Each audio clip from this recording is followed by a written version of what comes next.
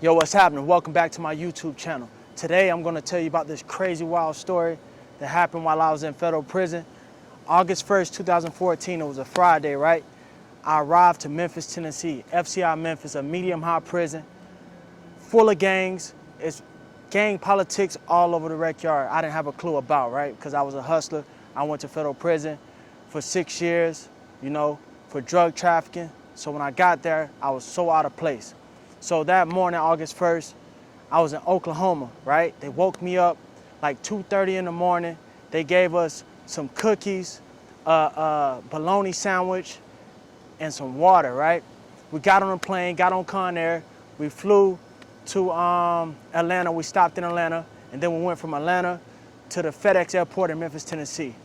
There was people getting off the bus. People went to Little Rock, Forest City, Arkansas, and people went to FCI Memphis, right? It was about 14 of us that went to FCI Memphis. I was the only one that wasn't a gangbanger, right? So when we arrived there, I'm so hungry, right? I only ate one time, early in the morning, I'm starving.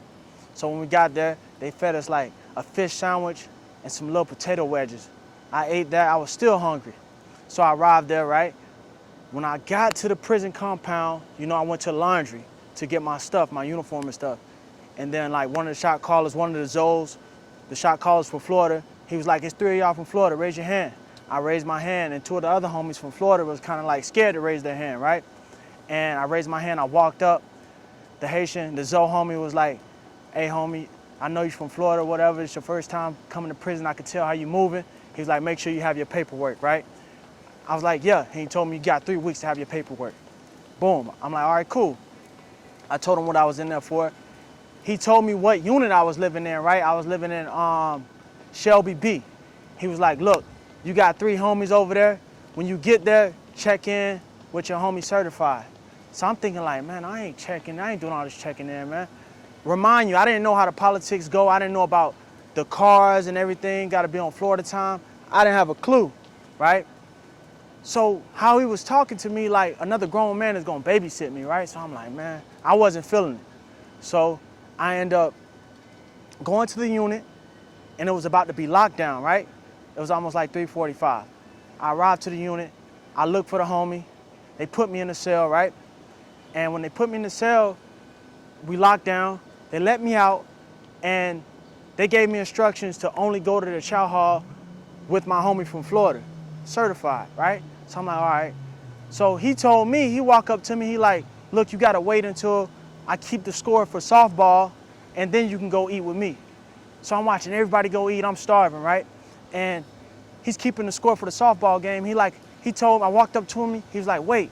He told me another 45 minutes until we go eat. So I see everybody going to the chow hall. I'm like, man, I'm about to walk in the chow hall by myself, right? I walk in, and it was so crazy. Just imagine back in the day when you read about Martin Luther King days, right? When everything was segregated. So I walk in, to the left, it was all black people. To the right, it's all white and Mexicans, right? So the black line was super long. So of course I'm hungry. Boom, I went to the right, to the Mexican and white line, right? So as I walk in, everybody knows that you're fresh off the bus, that you're a new inmate, right? Because I had on the black boots, khakis, and a white t-shirt with my shirt tucked in, right? That was the off the bus attire, right? So I go in, grab my tray, get my food. It was like some rice, some beans. It was like a Mexican style meal. So I get the meal, boom, I come around the corner, and you're gonna just automatically, your instinct gonna tell you to go where there's a table available, right? So I walk, I sat down, and I sat down at the Mexican cartel table. I'm not knowing I'm out of bounds, I'm out of place, right? I'm violating, first day on the compound. And so I'm eating. So while I'm eating, I kind of feel like attention, like people watching me, but I just continue to eat. I'm trying to hurry up and finish so I can go back to the unit, right? So I'm sitting there, and a black guy comes up to me. He's like from Chattanooga, Tennessee. He was like, "Hey homie, what are you?" I'm thinking like he trying to size me up, right? So I was like, "What you mean?" I kind of knew what he meant, right? So I was like, "I'm black and white." He was like, "Look, you need to get up from this table." So now I felt like he was kind of pressuring me, like he was trying to press up on me. I'm like, why? He was like, you sitting at a Mexican table. Look up. So I look up. It's like 24 eyeballs, it's like 12 Mexicans just staring at me hard. But he kind of like gave it away. I'm thinking like the Mexicans didn't really know if I was mixed with Mexican or whatever the case may be, right? But prior to me arriving to the prison, there was a Mexican and black riot. I didn't have a clue about it. I didn't know what transpired. But the homie, when I arrived there, he knew what was happening, so that's why he gave me the advice and told me and gave me those instructions to go with my homie so I wouldn't be out of bounds, out of pocket when I arrived to the chow hall, right? So when I look up, right, I'm eating. When I look up, I see all these Mexicans staring at me. The shot caller staring at me. I ended up finding out who the shot caller was later, right? So I'm like, I was about to say, I'm gonna finish my food, bro. He was like, man, come on. So I looked up, I seen all the Mexicans staring at me. I just got up, I moved to another table. So it was the South table. Everybody from Virginia down all the way over to Texas, right? That was non-affiliate, not in the gang, they sat at that table. So when I arrived to the table, they was like, youngster, you coming off the bus, about to start a riot. I'm like, man, I didn't know. I said, then the dude, one of the homies from South Carolina was like, I know your homie from Florida met you when you came off the bus and they told you who to come to the chow hall with. I said, yeah, man, I didn't listen. He was like, you not listening could have caused a riot and could have cost you your life.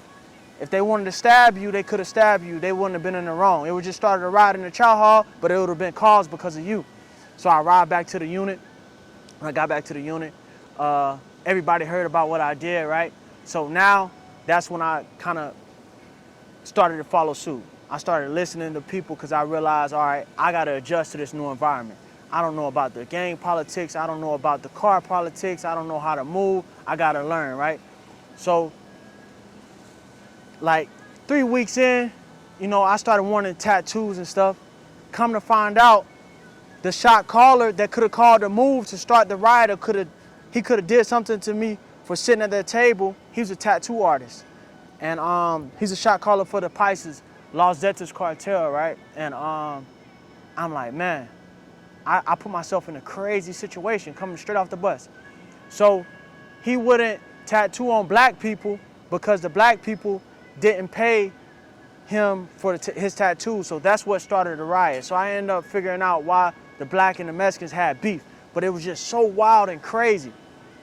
And I'm gonna tell another story, but listen, leave a comment, like, subscribe, let me know if you wanna hear more prison stories. Make sure you tap in, follow me on Instagram and follow me on Threads and TikTok, @Streets to Fitness. Let's go.